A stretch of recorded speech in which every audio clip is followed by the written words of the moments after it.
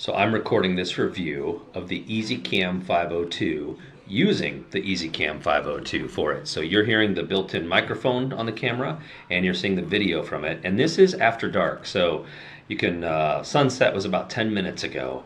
So you can see the room behind me is pretty dark except for a little bit of the lighting from the dining room that I'm sitting in now that's casting into there. So it gives you an idea of how clear I look and then what the background looks like in the lower light setting there. I'd say this is pretty good.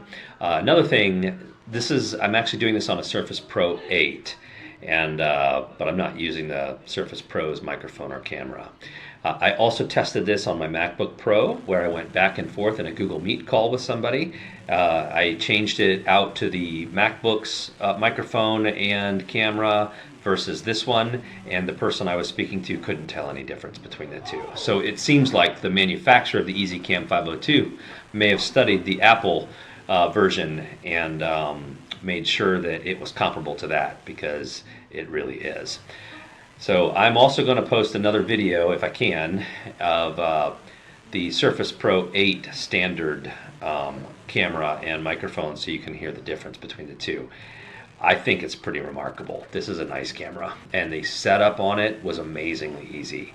So you just plug it in, wait a couple seconds, and it works. It was recognized immediately on my Mac. It was recognized immediately on my Surface Pro 8. So I would really recommend this camera. I realized I forgot to demonstrate how the noise cancellation works on this camera, so I'm going to clap my hands. This clap is actually pretty loud, and so I'm clapping, and it's obviously twice as close to the camera as my voice. And so if you can hear my voice, then the cancellation's doing a pretty good job. And some snapping and how it handles the coughing, and some people are laughing in the background. I don't know if you can hear that at the same time.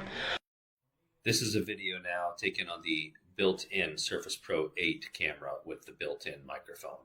You can hear the difference between this and what I showed in the previous video with the EasyCam 502. Hey everybody, this is a review of the NEWORK 4K camera. I'm doing this in split screen so you can see on the left-hand side my old camera, and on the right-hand side the NEWORK camera. So you can see the difference here. My old camera is a Logitech. It's a 1080p camera. You can see that the definition isn't quite as good. If you look at the details in my hair, it's a little fuzzier. Over on the other side, you can see a lot more detail. However, the color reproduction is a lot more accurate, and I don't have any filtering going on. You get all the grain and everything in these pictures. My light, I've got studio lights, they're fairly bright. But what's really odd is, you're seeing, this kind of greenish cast on the NEWORK one, which you could probably resolve with some filters and things like that, but you shouldn't have to do that. So my opinion is I prefer my Logitech one, which is what I'm going to continue using, even though it isn't 4K, 8 Super HD. It is HD.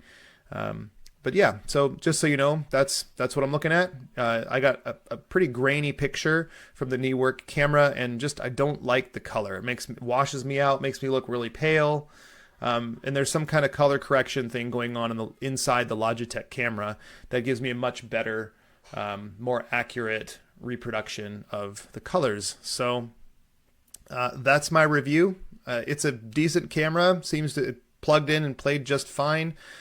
Just not in love with the picture quality of it, just the colors. So hope that helps you in making your decision. I mean, for $40 or $50 or whatever it winds up being, it's not a terrible camera. It gets the job done. But I just prefer a little bit higher quality picture, and even if that higher quality comes at the cost, in this case, of resolution. So there you have it. Thanks.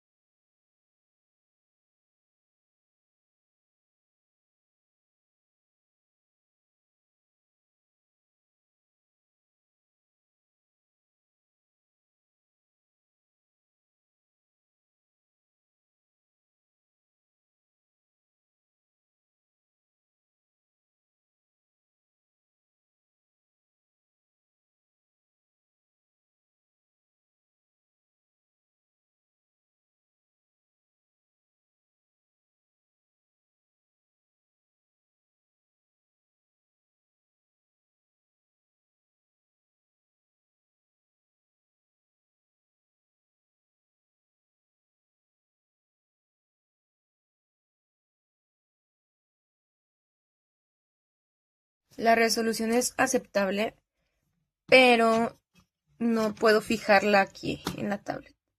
Se mueve mucho porque está como este ganchito, pero necesita un soporte aparte. Puedo ponerla en una superficie y mover la cámara, pero se dificulta un poquito porque normalmente no tengo una base para poder ponerla. Entonces está bien, mi computadora la detectó rápido, no tuve que instalar nada ni configurar nada, solamente la conecté.